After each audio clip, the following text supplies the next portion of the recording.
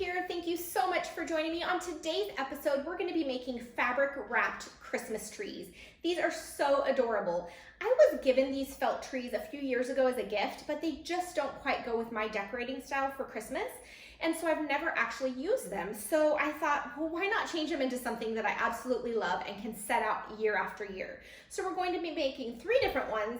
For our video, I'm going to show you how to make one, and then I'll share a picture with you guys when I'm completely done. You can see I've already covered the medium size. So let me show you what I used.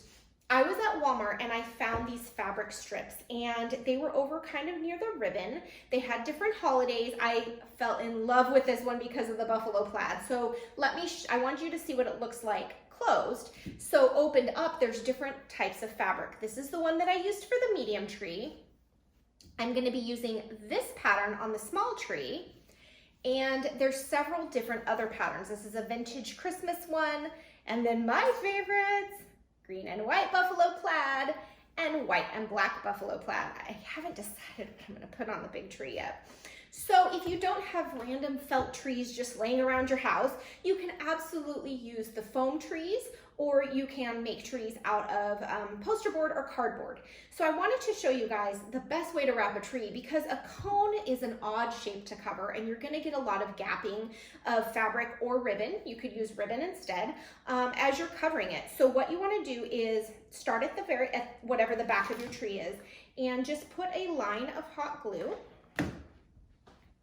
and go ahead and tack that on and wrap it around. Now, as I go down, you can, I think you guys can see, yeah, you can see that it's not covering in the right direction. If I were to go ahead and pull it all the way around, I would get a lot of fabric gapping, and it doesn't look so cute that way, guys. So this is what we're gonna do. We're gonna do strip after strip, and eventually it covers the whole thing. So now I have a new strip.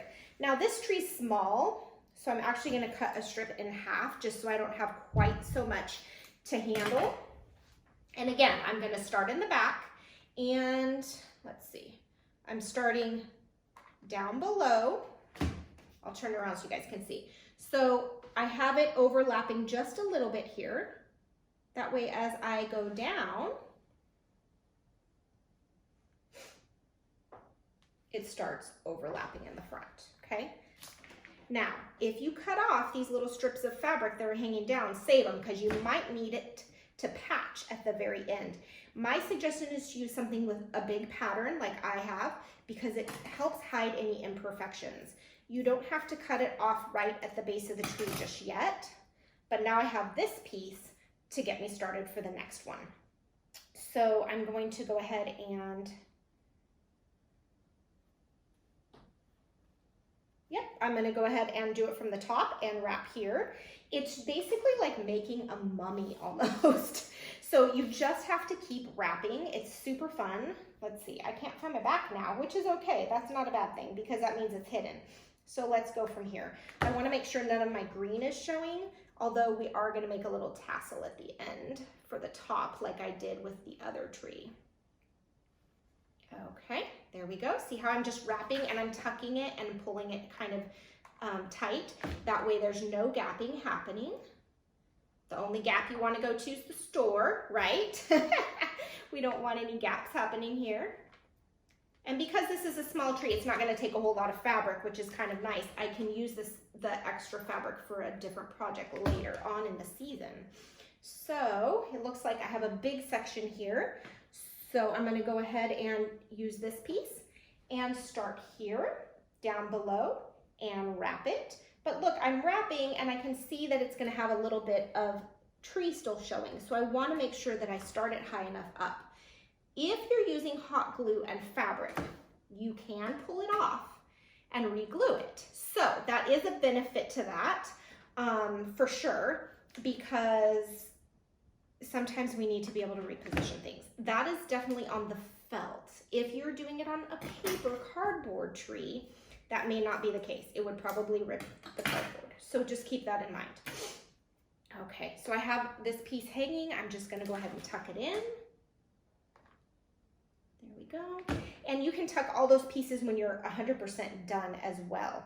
So we're almost done from the front side. Really, it depends how much fabric you want to use. If you want a lot left over and you don't care what the back looks like, then just make sure your front's completely covered. Okay, so we're almost done here. This one, I'm actually starting from the bottom and working back because it's a shorter piece. So it's like a patchwork quilt almost. Okay. There we go. I like how that looks, and you really can't see the back. So I'm going to go ahead and trim. Now, if you're using a styrofoam tree, they're not hollow. You can find those at the craft store. They are a little expensive, but just use that 40% off coupon and you're good to go. So I can see I need to tuck this, and then I'll show you guys how I made the tassel on the other one. There we go.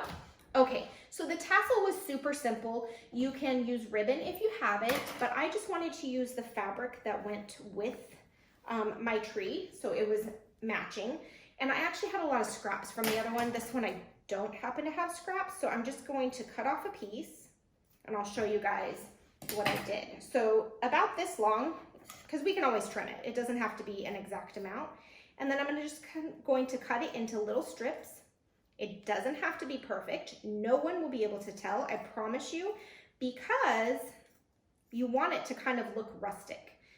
So it really doesn't matter. These scissors are not very sharp anymore, and they're not cutting very straight, but it's okay because we want our tassel to look funky. So I'm gonna put a dot of glue here in the center. I'm gonna layer my little strips and just put a dot of glue. I have 4 strips total for my tassel.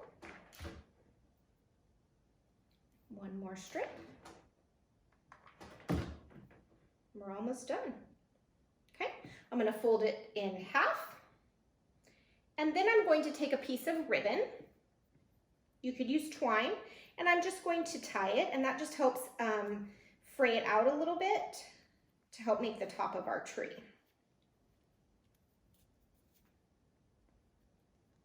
Okay. I'll trim that ribbon off because this is going to be the back here. Now, if your tassels are too long, you can trim them if you want. And I'm going to turn my tree so I can see the front of it.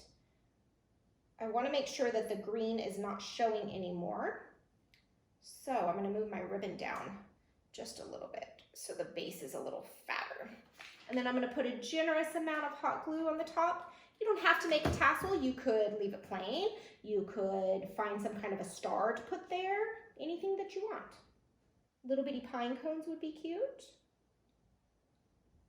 Hold it on, a bow. And there we go.